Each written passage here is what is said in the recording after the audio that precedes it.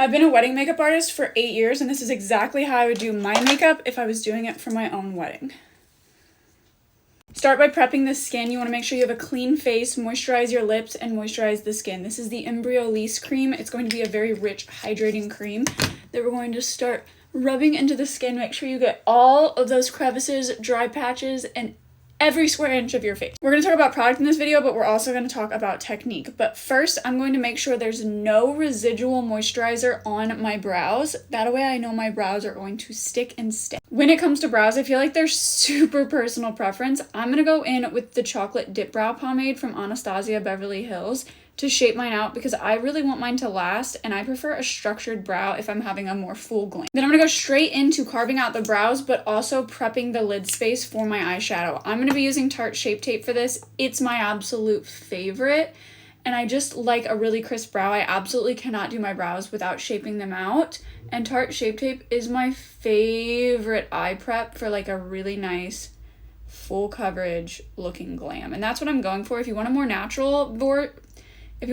version of this video, let me know. And if you want an all drugstore product video of it, let me know, because I can do that. When I clean up the top, I'm not using any extra product. I'm really just using what's left over on my brush and kind of wiping any excess off on the back of my hand, because I don't want a whole lot of product around and built up around the top of that brow. But this is going to make it easier when I go to put my foundation on to make sure everything lines up and I don't have to worry about getting my foundation too close or in my brow. But you can always wait to put on your brows. It just never looks right if I do. After I've applied my cream product, I'm going to go over this gently with my damp, fully saturated, fully wrung out sponge. And I'm going to do this with every single cream product I end up applying to my face. And you're going to see that repeat and be a pattern. I'm going to use this NARS Laguna bronzer in a big fluffy brush, and all my brushes will be clean and I'll be using a new sponge, but this isn't my actual wedding. I'm still not engaged.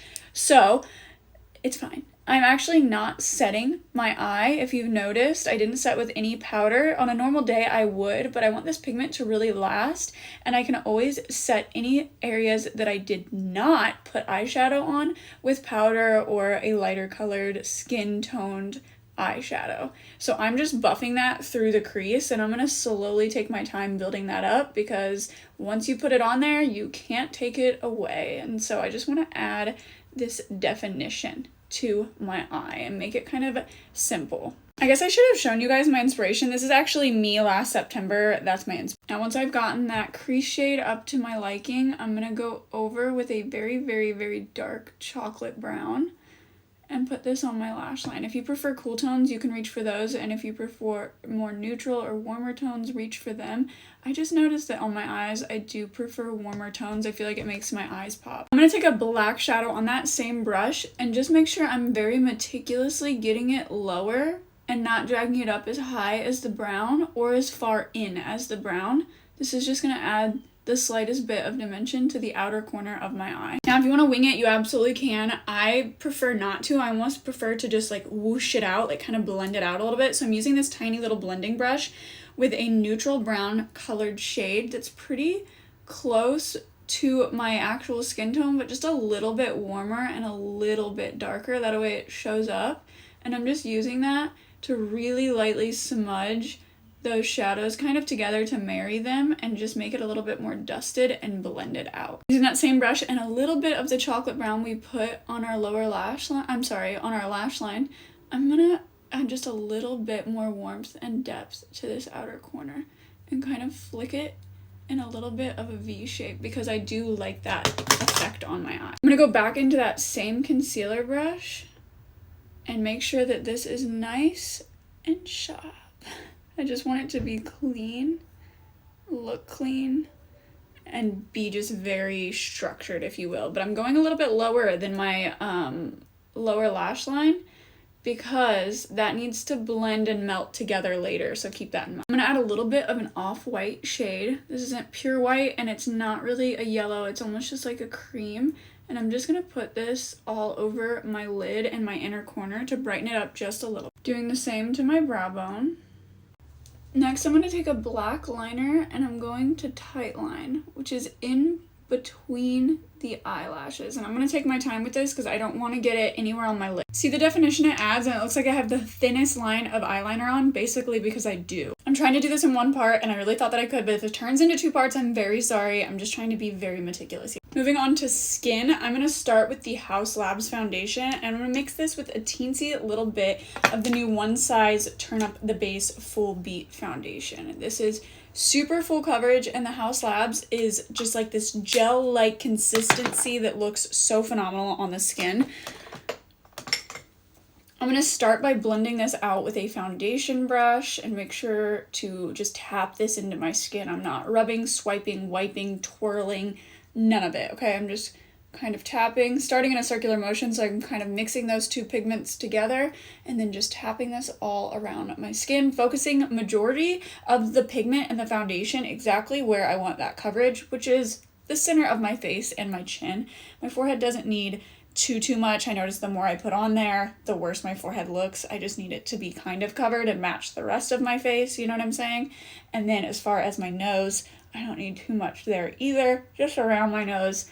And once this is all pressed into the skin and you drag it down the neck, I'm going to go in with my sponge. I told you every cream I put on my face, I'm going to go back over very gently with a sponge. And I'm going to make sure that I'm hitting every square inch of my face.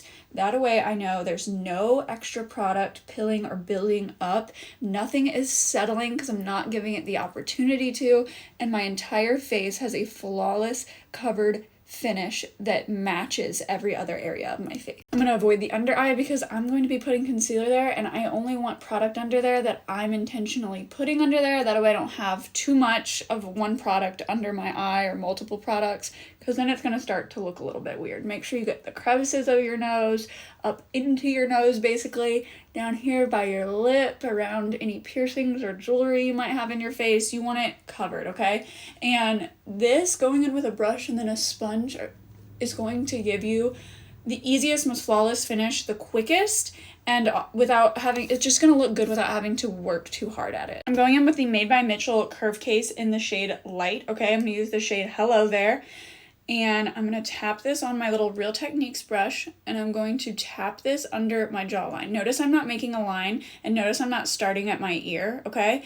I am starting right where that bone is and protrudes the most and pushing up against that bone, but I'm tapping, okay? And this is going to give you that really nice chiseled effect without it looking like just like a brown streak down your face. And this is a more cool toned bronzer. I'm gonna go over it later with powder to add some warmth, because this is more so the contour effect.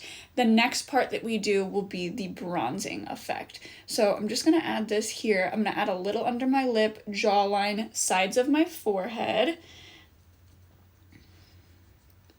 This helps everything to look like it's receding. It's very subtle, very natural.